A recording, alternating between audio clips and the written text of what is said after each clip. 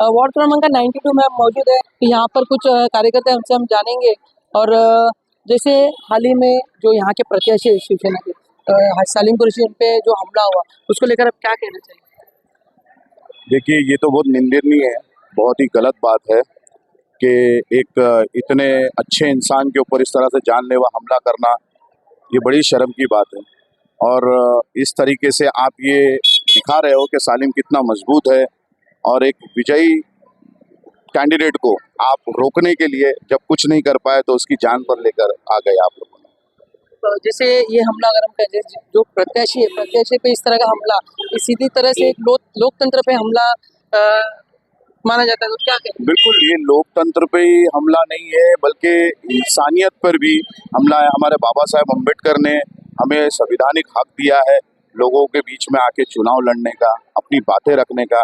और जब आदमी अपनी सच्ची और हक की बात रखता है, लोगों के घरों की बात रखता है, तो उसके ऊपर ये बिल्डर्स और ये विरोधी पक्ष के लोग इस तरह से जानलेवा हमले करते हैं। क्या वजह हो सकती है, जैसे आप साथ में ही हो, पार्टी से जुड़े हो, तो क्या वजह हो सकती है? क्या मेन ऐसे मुद्दे थे जो सालिम कुरैशी ने जो उठाए जिस वजह से ये देखिए, असल मुद्दा ऐसा है कि ये हमारा वार्ड 92 के अंदर ज़्यादा बड़ा वार्ड नहीं है, एक मीठी रिवर के उस तरफ और एक मीठी रिवर के इस तरफ है। जो भारत नगर है ये पूरा म्हाड़ा का लैंड है और इस म्हाड़ा के लैंड पे हमें यहाँ की जो जनता है 50 साल से बसी हुई है।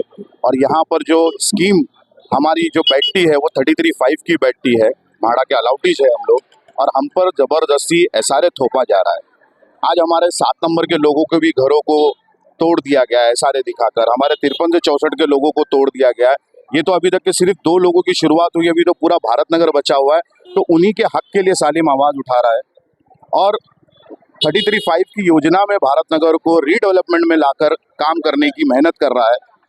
और साथ ही में जो संत ज्ञानेश्वर नगर है, संत ज्ञानेश्वर नगर के ऊपर तो इससे भी बड़ा जुल्म हो रहा है कि जो इतने सालों से यहाँ लोग बसे हुए, उनको यहाँ से जो उद्धव जी की सेना है और उनके नेता है जो बड़े बड़े, वो लोग यहाँ से उजाड़ के उनको कहीं और बसाने के चक्कर में लगे हुए। तो ये तो सरासर गलत है। तो उन्हीं के हक के अंदर सालिम ने आवाज उठाई तो उस पर जानलेवा हमले कर रहे हो। बिल्कुल, आप क्या कहना चाहेंगे, जैसे और क्या क्या समस्या है? जैसे आप इस वार्ड में रहते हो, वार्ड क्रमांक 92 में, क्या क्या मुख्य समस्या यहाँ पर है? यहाँ पर गटर वाटर मीटर का कोई समस्या नहीं है, क्योंकि पिछले 2017 के अंदर हाजी सालिम कुरैशी साहब की वाइफ जो है वो नगर सेविका थी। यहाँ पर हमारा कोई दूसरा मुद्दा ही नहीं, हमारा सिर्फ मुद्दा यही है भारत नगर के अंदर कि यहाँ पर 33(5) लागू हो और यहाँ पे एसआरए का जो ये भ्रष्ट लोग जो धंधा चला रहे हैं अपना, ये बिल्डर लोग जो अपना जुल्म कर रहे हैं बंद हो। और संत ज्ञानेश्वर नगर के अंदर जैसे कि शेरू भाई ने हमारे बताया कि यहाँ पर ज्ञानेश्वर नगर के अंदर वहाँ पर भी कोई मुद्दा नहीं है, वहाँ पर लोग डेवलपमेंट के खिलाफ भी नहीं है। लोगों का सिर्फ इतना ही कहना है सरकार से और अपने लोगों से और बिल्डर से कि हमको जो हमारा घर बनाने वाला है, जो हमारा घर डेवलप करने वाला, सिर्फ हमारे सामने डेवलपर को लाओ, हमारे से 1 to 1 बात कराओ, हम घर के बदले घर चाहते हैं और यही चाहते हैं। बस लोगों से इतना ही कहना है उनका। और जब इसके खिलाफ लोग जब इसके खिलाफ जाते हैं, बिल्डर के खिलाफ और इधर के लोगों के खिलाफ, तो फिर उसके अंदर ऐसा ही जैसा आप लोगों ने देखा कि हाजी सालिम कुरैशी साहब के ऊपर जानलेवा हमला होता है। शुरू भाई, ये पूछना चाहेंगे हम, जैसे इलेक्शन के वक्त ही और जो संत ज्ञानेश्वर नगर में जहाँ पर जो सभा हुआ था, सभा के बाद ही ये जो हादसा हुआ है, तो क्या ये साजिश पहले से ही रचा गया है? क्या? देखिए, ये तो इन्वेस्टिगेशन का पार्ट है, ये तो पुलिस बताएगी।